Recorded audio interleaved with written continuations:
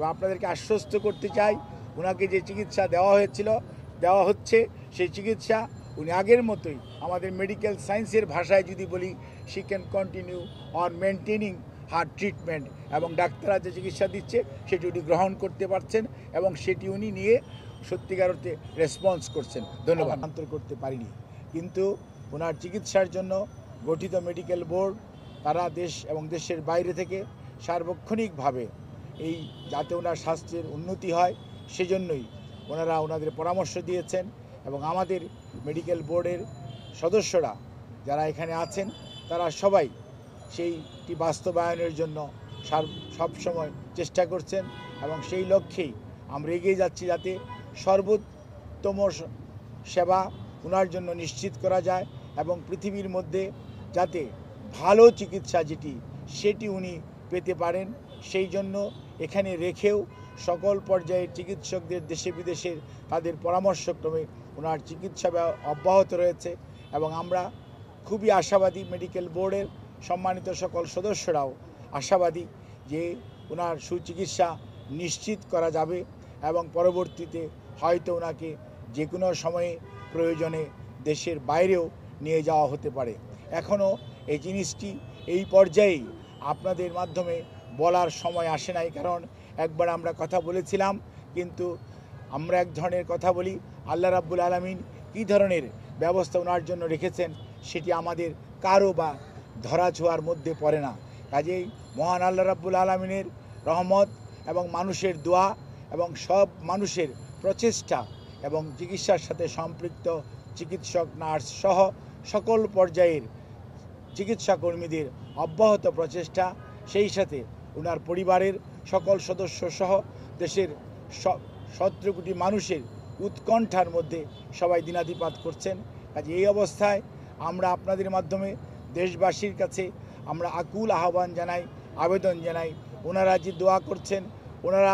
সুস্থতার জন্য সব সময় করে চলেছেন, সেটি যাতে ওনারা অব্যাহত রাখেন, এবং আল্লাহর অশেষ মেহেরবানিতে দেশনেত্রী যাতে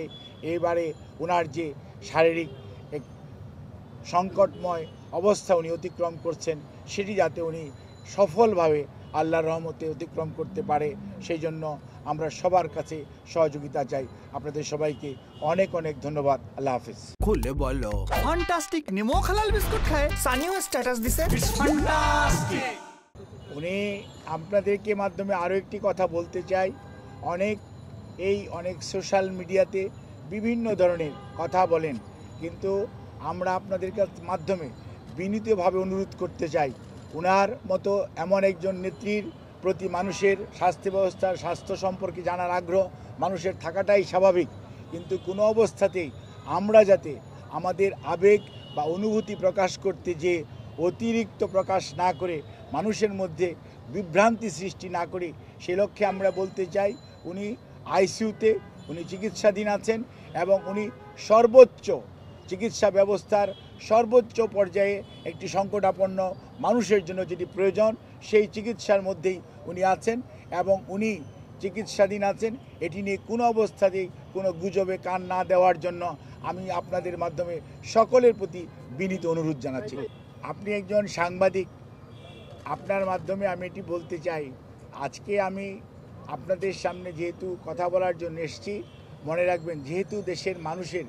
উৎকণ্ঠা আছে, দেশের মানুষের তার প্রতি শ্রদ্ধাবোধ আছে, ভালোবাসা আছে, এবং সত্যিকার অর্থে দেশের মানুষ দেশনেত্রী বেগম খালেদা জিয়ার স্বাস্থ্য সম্পর্কে সর্বশেষ অবস্থা জানতে চায়, সেই জন্যই আমরা এসেছি। কিন্তু মনে রাখতে হবে উনি একজন সবার শেষে উনি একজন রুগী, ওনার নিজস্ব